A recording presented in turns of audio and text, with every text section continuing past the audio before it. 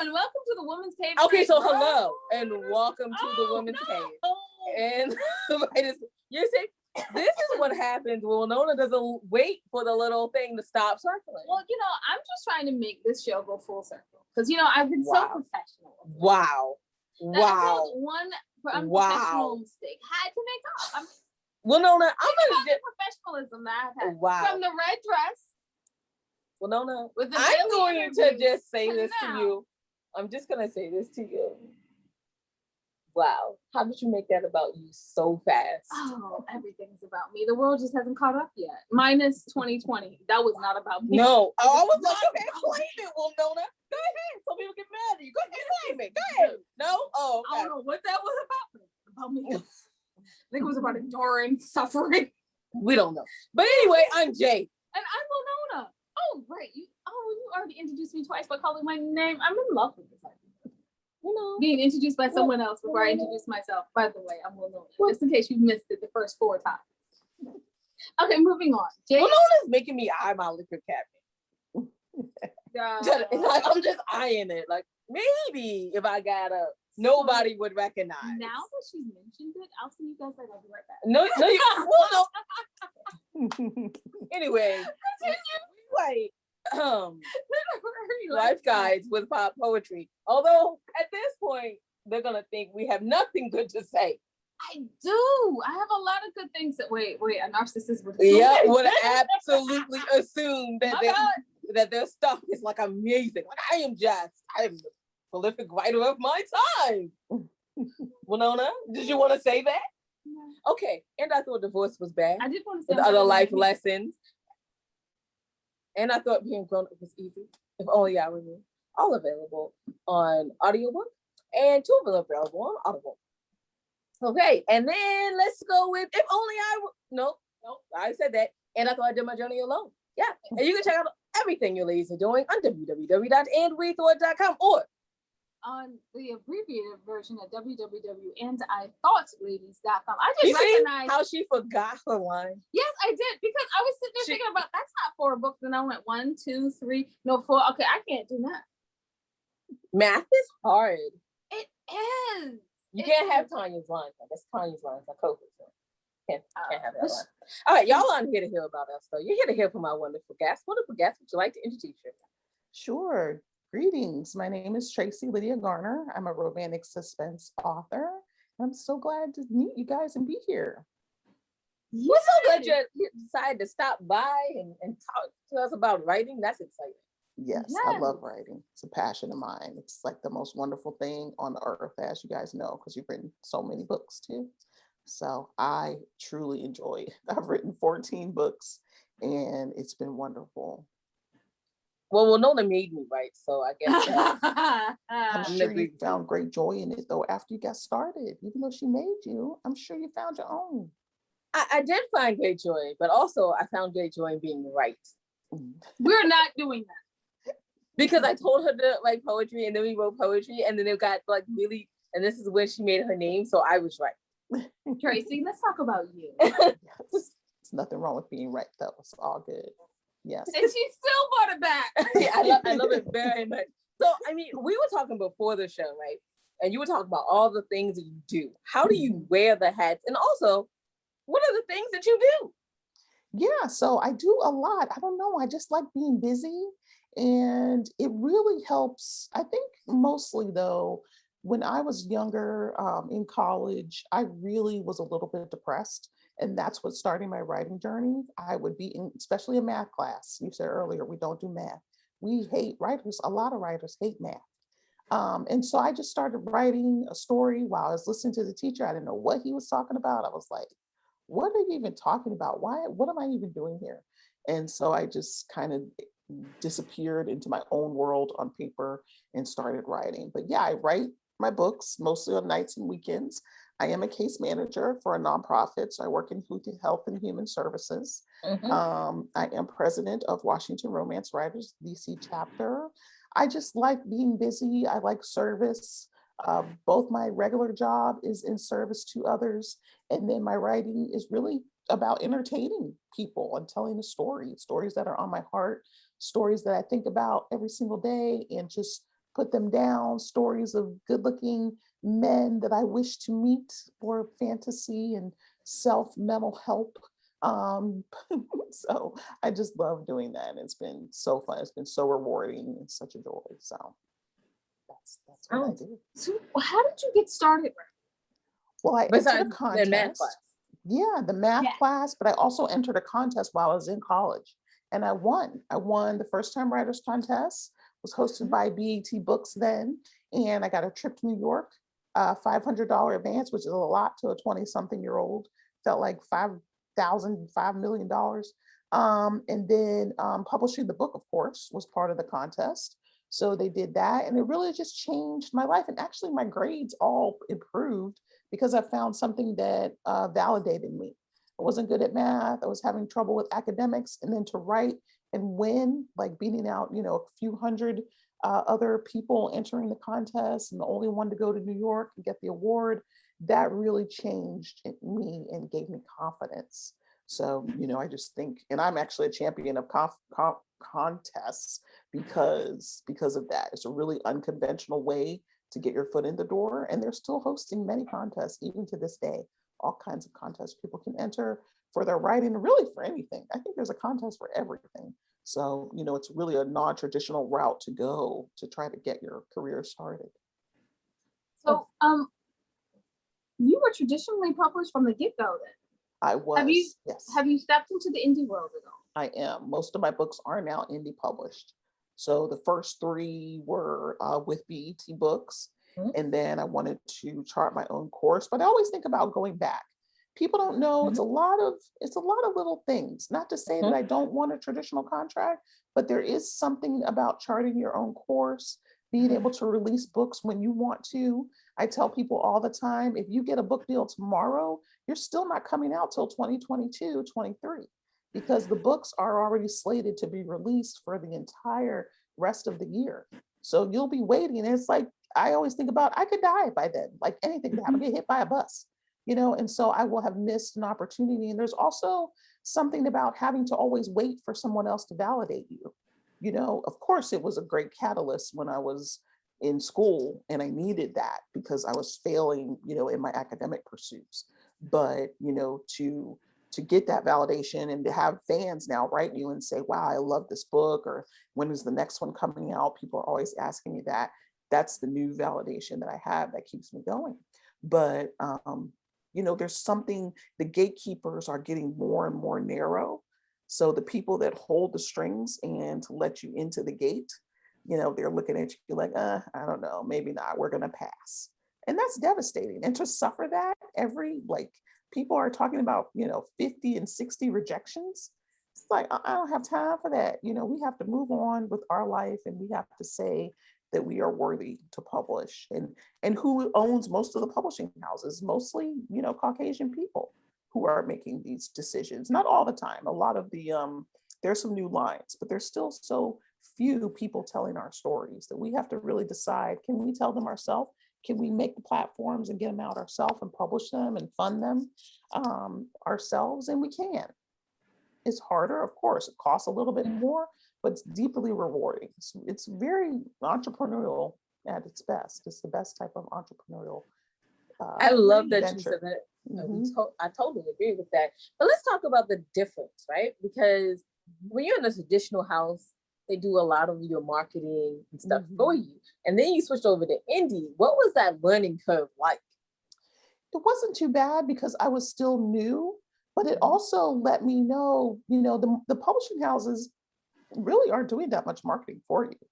People also believe that that's the case, and they're putting money behind big people like James Patterson.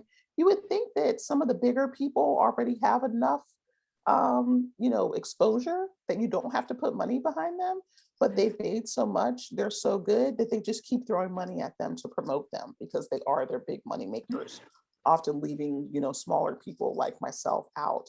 I didn't feel that much difference. In fact, I felt a little bit more liberated. Yes, it was definitely harder because social media is changing all the time. And when I published in 2001, social media wasn't a thing. So I was mostly doing book signings, and I would sell 20 books in a 2-hour signing, just telling people, hey, come to my table, come check out my book. and they would just come over and be like, who little girl? Who is she? And just, pick it up and be nice, and then buy a book, and then, they become a fan. So, so it wasn't that much a big a deal. I still love my live events. That's what really hurt me, is the live events drying up because of the pandemic. Because I would go to like 17 events in a summer.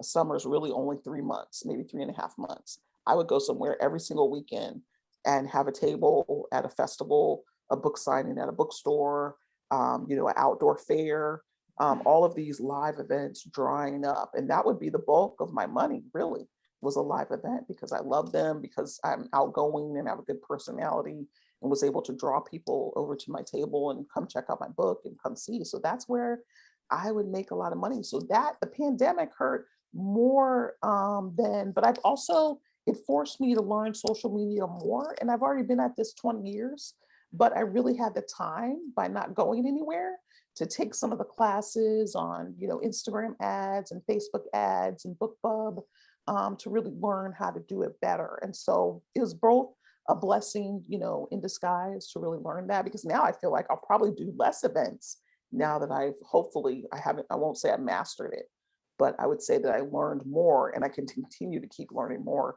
Whereas I would be out and about and not really have time to do that. So I really had to find a replacement for the social events to continue to make the income that I, used to making. I understand that. Yeah, We absolutely. definitely understand. We are definitely impressing sales people. People come on out and see us. And we thank you, fans. Thank you. Thank you for coming around. Definitely. I prefer All when, about the never mind. Because it's not about me. It's not about you. Hey, no. Let's move on. Next question. Yes. So the next question. So you also do have a little oomph behind your writing career, because you are the president of the DC Romance Writers Association. Mm-hmm. How do you balance that with writing? And then my second question, your regular job. My second question, of course, is going to be always. So would you say that what are the benefits of being in an association? So there's so many benefits. One, how I manage it all is really just having a really great team. I mean, the board members on the board, everybody says boards are like herding cats. And I do agree at times. I'm like, we had an hour meeting, what happened? But for the most part, everybody works so hard, and they're all volunteers, just like myself.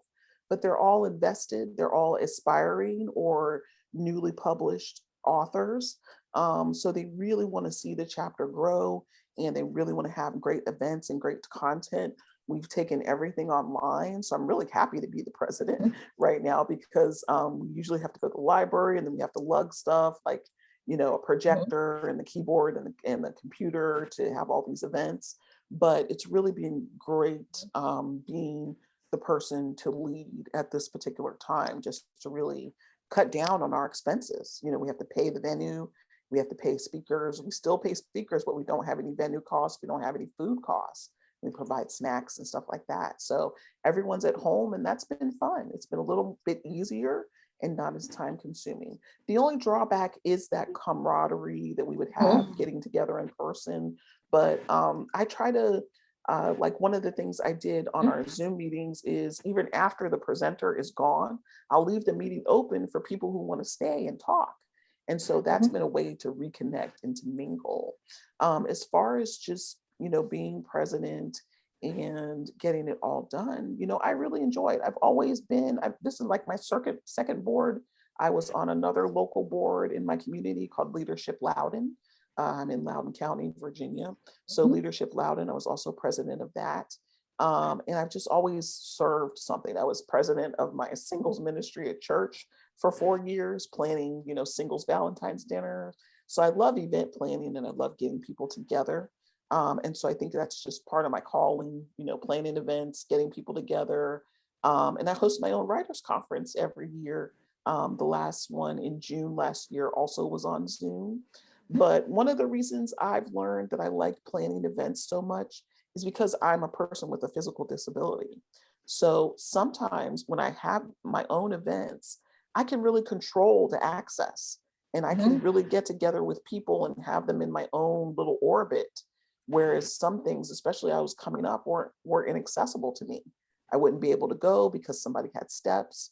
I wouldn't be able to participate. And that was really isolating and lonely. So part of taking charge of planning events is because I get to control where it is. I know it's going to be accessible. I kind of get to be the center as the host, sometimes a little bit selfish. And so, but people get to know me more than if they're having an event, it's not accessible. I don't know what to say always to make them, I don't want to make people feel bad, even though it should be accessible, it should be ADA compliant. But hosting my own events sometimes and taking a leadership role was really more about getting friends and having a camaraderie and finding community. I love this. It's like talking to me. It is. Or us, and then and I wanted to ask you, what do you think that especially in this last year, as we all went online and done a lot more meetings online, what do you think about the accessibility? Has it helped accessibility or has it hindered accessibility? I think it's both helped and hindered.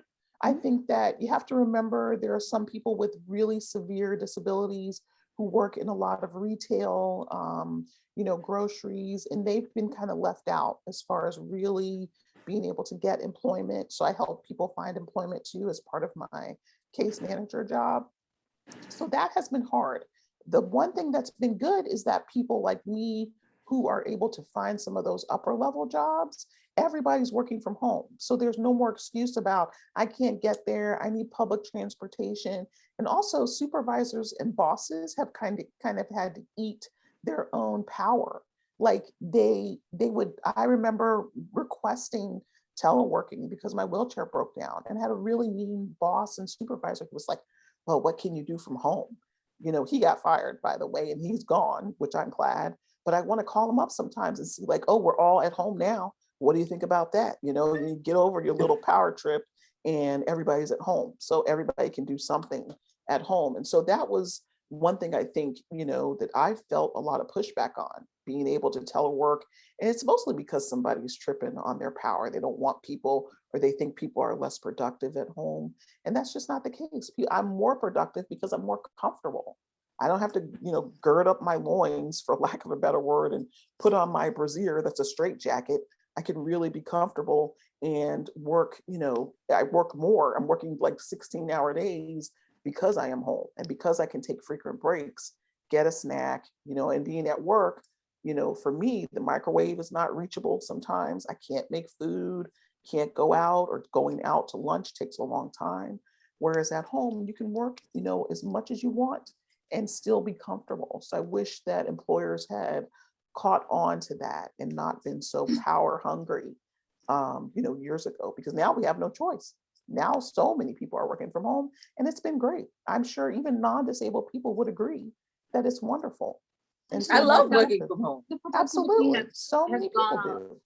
The productivity has gone up on an individual basis. So thinking that you're not socializing, you're not drinking coffee. Yeah, and that's one drawback. Water cooler.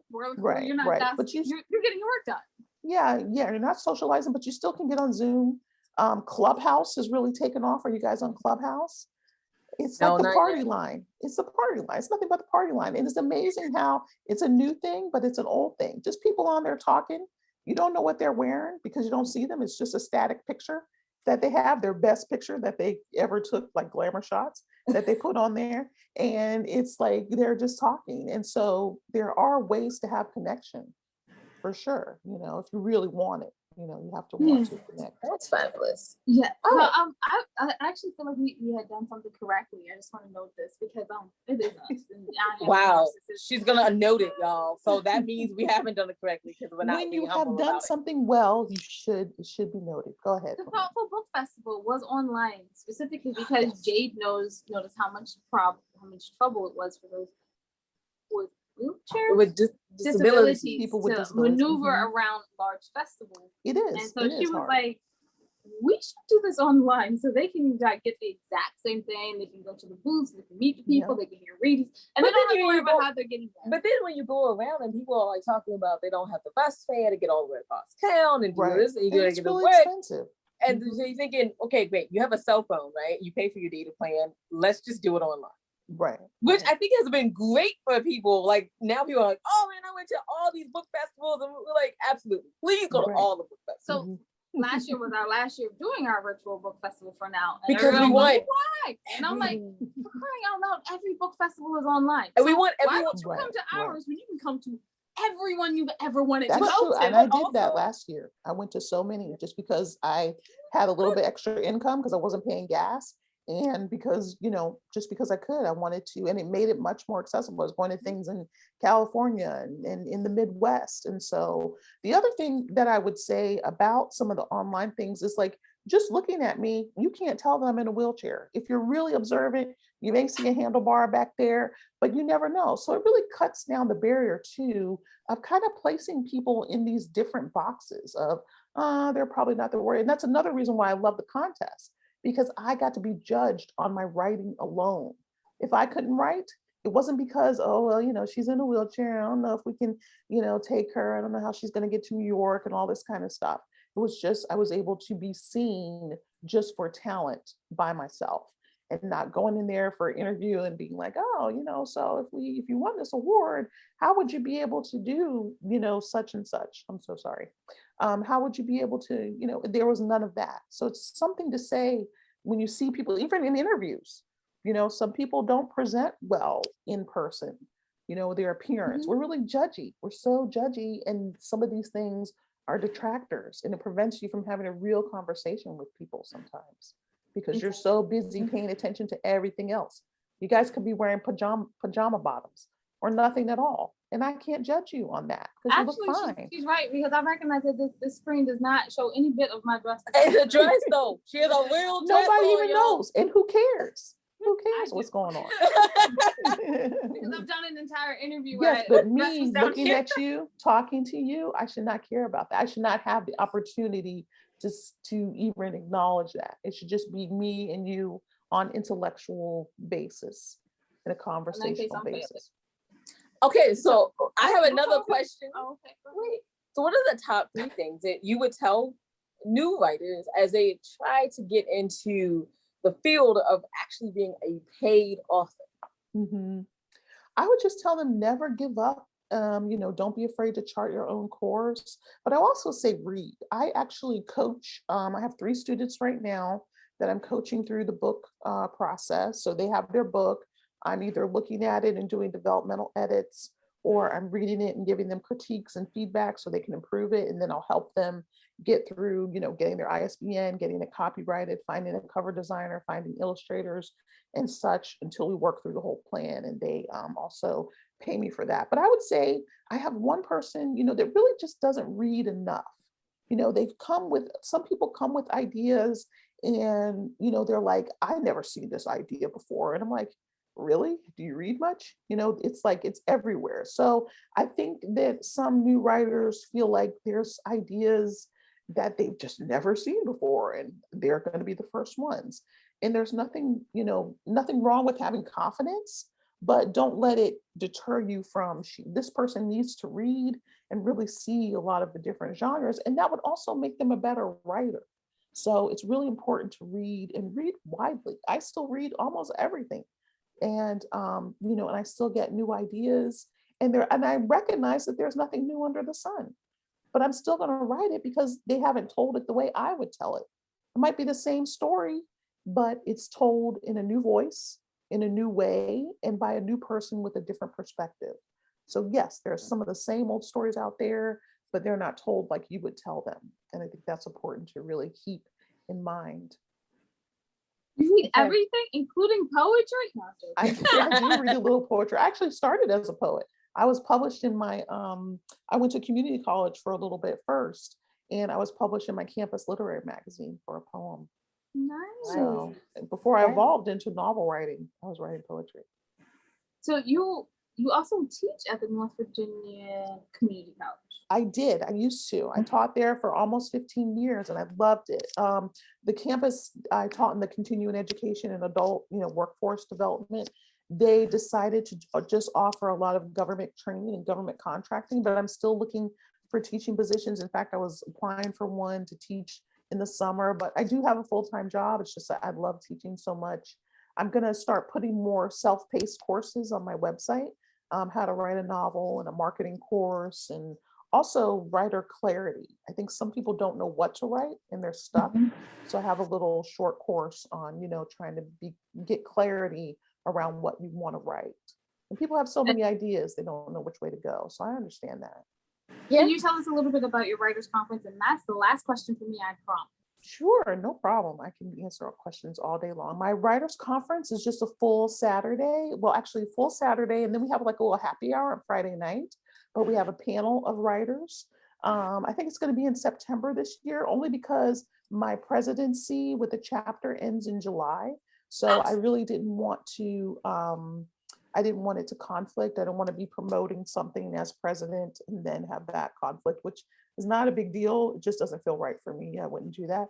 But so all day Saturday from about 8 to almost 5, 4:30, 5 o'clock. It's recorded. So anybody who registers, even if you can't attend live, it is recorded. I have about 6 different authors and people that, do things online like blogs and marketing and writing and the craft and the business of writing. Come and do like 1-hour workshops. And, just for the whole day, I arrange it and people can come in and out on Zoom as time permits them, but then they'll obviously have access to the recordings after the fact. And so it's fun. It's a way. I was doing that conference live for 7 years. And so when the pandemic hit, we took it online. So, I lied. I do have another question. Do you need 2 adorable poets? Yeah, I think poetry would be great. How to publish your poetry chapbook or whatever. So yeah, definitely hit me up and let me know. I'm so joking. I'll send the dates. But why are you joking? It's an opportunity. Absolutely. I mean, we'll take the opportunity because when opportunity knocks, we open the door. Like, come on it. Well, yes. Before COVID. And if you guys are going to co-present, it's going to be hilarious. I will tell. Oh yeah, we're absolutely going to co-present. Like, absolutely. So my last question is, where can people find out more about you and your conference and what you have going on? What's going on with the romance writers up until July at least. Definitely. Washington Romance Writers is just WashingtonRomanceWriters.com. We are welcoming of new members. You do have to be a member of Nationals to be a member of the chapter though. So that's Washington, DC. So people don't get it confused with Washington State, because that has happened too. And then I'm at TraceeGarner.com. My events are on there. If I have some coming up, I will update the classes, hopefully by the summer, so that people can enroll. I hope to have at least 6 classes available for people to take of different varying lengths, anywhere from 4 weeks to, just a couple self-paced evening courses. And I hope to also bundle those. So if people want all of them, hopefully they can get all of them at a flat rate. But I love teaching. It's just one of my passions. But Tracee, Tracee, Garner.com, no D, if you please.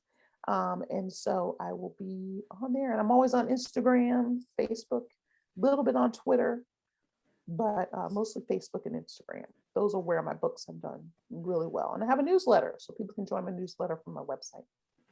Tracee, thank you so much for coming on.